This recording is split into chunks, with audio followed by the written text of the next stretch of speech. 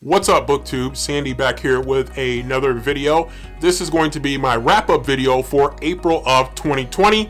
And actually, April of 2020 ended up being a very good month for me reading books. I had a pretty productive month of books that I read, including several of which I'm really excited to talk about and to share with you, because I think these are books that I've seen other booktubers have been really appreciative of, and I think I can understand now even better why they were appreciative of these books, because as I read them, both of these books read really fast, and I was really excited about them and rated them both as 4-star books. So I started April with a book that I had on my TBR for a month or so and hadn't had a chance to actually read it.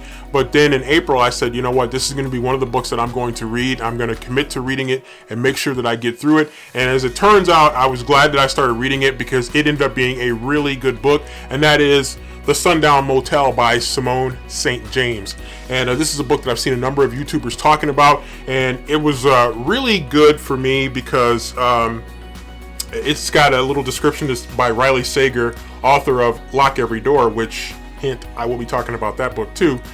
And Riley Sager writes deliciously creepy and chilling, and it really is that. It's a mystery that's told on two different timelines, a present day timeline, present day being 2017, and then an earlier timeline, 1982. So in a way, you get kind of two books in one, and it was really interesting to follow both storylines, because usually when there's books with multiple storylines, I usually get hooked into one of the storylines more so than the other, and that was kind of the case with this one, in that the more modern storyline I was probably a little bit more interested in, but the way that Simone St. James ran them parallel, and the way that they ended up coming back together at the end was really very good writing, and so I enjoyed that. I'm trying not to give too much of it away, but it was a really fun read. I'll just read from the description. Upstate New York, 1982. Viv Delaney wants to move to New York City, and to help pay for it, she takes a job as the night clerk at the Sundown Motel in Fell, New York. But something isn't right at the motel, something haunting and scary. Now, Upstate New York, 2017. Carly Kirk has never been able to let go of the story of Aunt Viv, who mysteriously disappeared from the Sundown before she was born. Carly decides to move to Fell and visit the motel, where she quickly learns that nothing has changed since 1982, and she soon finds herself ensnared in the same mysteries that claimed her aunt. And it's just a really fast read. It was a book that I was a little bit curious about how fast of a read it would be, but a little over 320 pages, and it read just really fast. It does have kind of a supernatural feel to it, but it's more of a mystery than a supernatural. So if you're really into supernatural, it does give you a little bit of that flavor, but it's really more of a mystery. And so I really enjoyed it. I liked it a lot, gave it 4 stars. So definitely recommend this book if this is your type of book that you enjoy reading. I think this one will really fit in line with what you typically read. Next up on the books that I read in the month of April 2020 is They All Fall Down by Roxanne St. Clair. Now, this is a book that I've had for a few months, but I kept putting it off, and I just had other books that I just kind of kept moving in front of this book, and so finally I said in April 2020 I'm going to commit to reading this book, and I'm glad I did, because it ended up being a pretty interesting book. I like kind of things that go on within the school dynamics and cliques and social hierarchy. Those kind of things are really intriguing. And then you throw the mystery aspect on top of it, and it really made for an interesting read. So every year, the lives of 10 girls at Vienna High are transformed, all because of the list.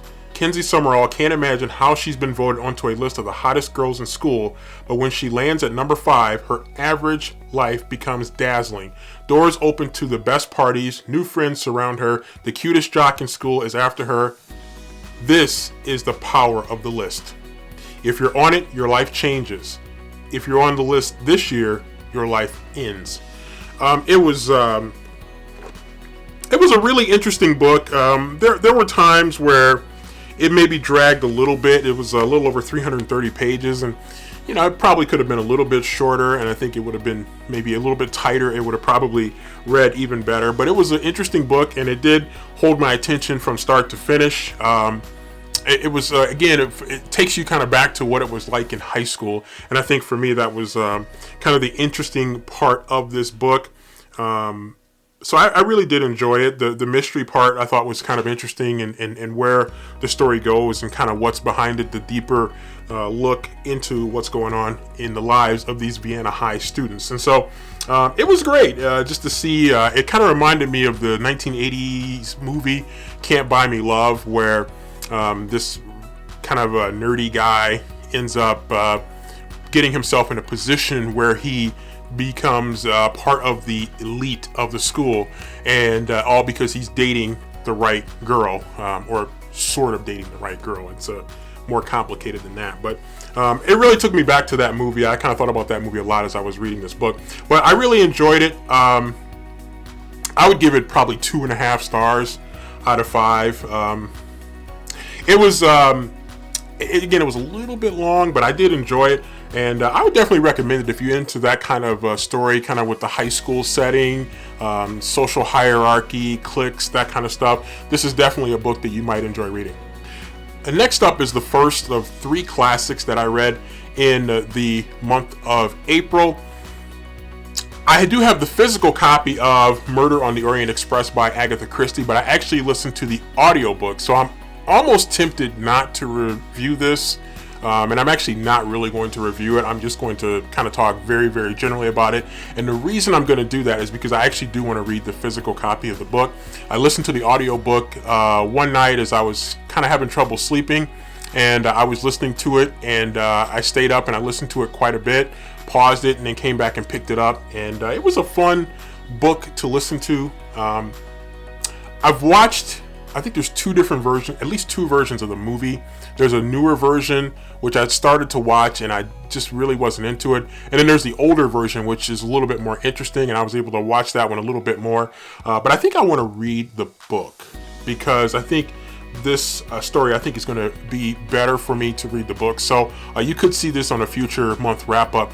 Agatha Christie, Murder on the Orient Express. When I think of Agatha Christie, this is actually the first book that comes to mind for me, and probably for a lot of other people too. So definitely looking forward to it. It says, snowbound in the Balkan Hills, the passengers on the Orient Express awaken to find a man brutally murdered in his berth. Poirot has not a moment to waste, for the killer is still at large on the train. What more can a mystery addict desire? That's a review from the New York Times. So I'm looking forward to reading this again, but I did like it. I enjoyed it. I gave it, I think I gave it 3 out of 5 stars, but I'm going to make that tentative, because I think if I read it, I will like it a little bit more, because I retain better reading physical books than listening to audiobooks.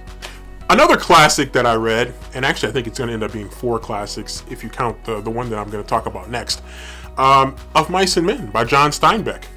You can see, very, very thin book, but like with Agatha Christie's Murder on the Orient Express, I listened to the audiobook, which is a very quick listen to. I actually listened to it at 1.5 speed, so it went really fast. But you know what? I really liked it, so I think I'm going to go back and read the physical book, because I really want to get a little better feel for the book. And I think reading it physically, I think, will be better for me, and I'll upgrade. So right now I've got it at 3.5 stars, but I think it could probably go up to 4, maybe 5, if I actually read the physical copy of the book. So I liked it, but again,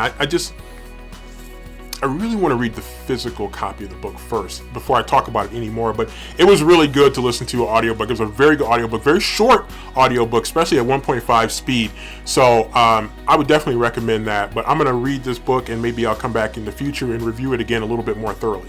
Next up is a book that I watched a movie adaptation of this book many, many times, for the first time way back in the 1980s.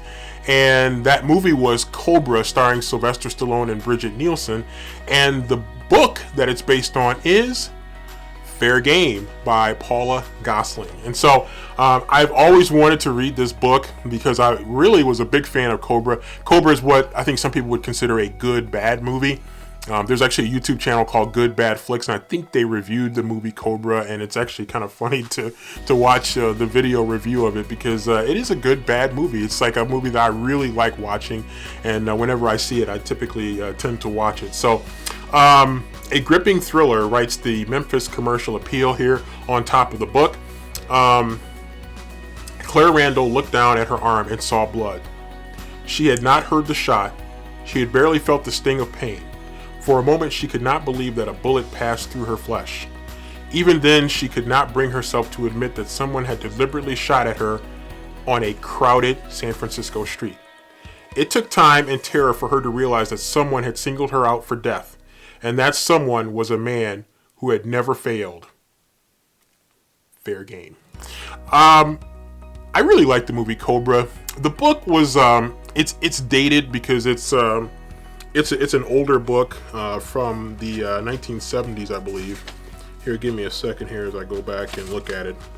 I can't remember exactly which year. It says copyright 1978 by Paula Gosling. And so it does have kind of that feel of that time. And so it could probably be a little bit tough maybe for people nowadays to read it. But I really enjoyed it. It was a good book. I maybe skimmed it a little bit more toward the end, but it really grabbed me early and I was hooked early. But then it kind of, trying to build the love story, kind of made it drag just a little bit. But it was a good story. I definitely recommend it. I probably will try to read it again at some point. But Fair Game by Paula Gosling, I gave it 2.5 stars. Next up is another Perry Mason book that I audiobook listened to, and that is Perry Mason in the Case of the Sulky Girl. And I guess I'm a sucker for those kind of books by Perry Mason. Behind me, I've got The Case of the Blonde Bonanza, and I think there's another one. There's The Case of the Girl with the Long Legs or something like that. I can't remember what it is. And so those are like attention grabbers that get me. Now, you know that I'm not always a big fan of courtroom type books, movies, TV shows. But I do have a soft spot for Perry Mason, and probably part of it is because my dad was a big Perry Mason fan. He was a big fan of courtroom shows, Matlock, shows like that. He really liked those kind of shows, and I think that kind of stuck with me, and I've been a fan of those shows over the years as well. And so I kind of like reading Perry Mason books. It's kind of interesting. It's not as courtroom heavy as I would have expected because there's another element of the investigation that Perry Mason has to go through after the fact gathering. And so it's kind of fun to go for those books. And so I ended up giving it 2.5 stars. It was a good read. I'm looking to acquire some physical copies of Perry Mason books. So hopefully I'll find some more of those and I'll be able to read the physical books because I want to be able to retain a little bit better. So Perry Mason, The Case of the Sulky Girl. And lastly, in the month of April 2020 is Lock Every Door by Riley Sager. And I have read a few books by Riley Sager, 2 books by Riley Sager so far. I read Final Girls, which was the first one that introduced me to Riley Sager. And then I read The Last Time I Lied, which I liked even more than Final Girls. And then comes Lock Every Door, which I put right up there with The Last Time I Lied and Final Girls. It's a very, very good book. Maybe the best written of the 3. The Last Time I Lied was probably my favorite story of the 3, but this one might be the best written of the 3. And this is a really fun story to read. I'm just going to read a little bit about this story. No visitors, no nights spent away from the apartment, no disturbing the other residents, all of whom are rich or famous or both. Those are the only rules for Jules Larson's new job as an apartment sitter at the Bartholomew, one of Manhattan's most glamorous and secretive buildings. Recently heartbroken and just plain broke, Jules is captivated by the splendor of surroundings and accepts the terms, ready to leave her past behind her. And so Jules becomes an apartment sitter at this apartment, but it's got a really mysterious past, and she kind of gets caught up in the mystery of the past, and she finds herself embroiled in this mystery that she has to solve with serious implications potentially for her, as well as she starts to learn more about prior apartment sitters and the things that they went through, and starts to kind of compare them against the things that she's going through. And so it ends up making for a really interesting story that hooked me right off the bat.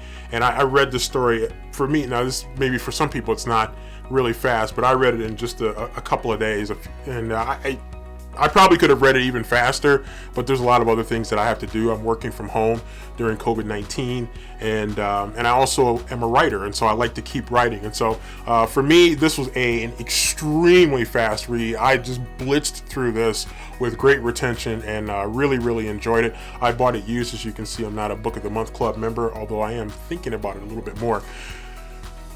I really enjoyed this. I gave it 4 stars. It really grabbed and held my attention from start to finish. It was a really well-conceived story, I thought, that had a little bit more depth by the end than I expected, and that was a very pleasant surprise. And so great job again by Riley Sager. Riley Sager has another book coming out, I believe, in June, and based on the track record, I got to think that I'm going to be giving that one a try too. I've read Riley Sager 3 times, and I feel like I've struck gold all 3 times with my Riley Sager books. So there you have it, my books read for the month of April 2020. Really good month of books reading. I had 2 really good 4-star books in the Sundown Motel and Lock Every Door. Very excited about those books. I also got in a few classics that were really good books to read, and so hopefully it sets the stage for a good month of May. Got some books that I'm really looking forward to in the month of May. Going to be very ambitious about what I'm going to read. Don't know if I'm going to get to all of it, but again, I'm very excited about that. So be on the lookout for my TBR for the month of May. So if you like the content of this video and of this channel, please consider hitting the like button for the video and subscribe for the channel, and keep with me on this journey through BookTube.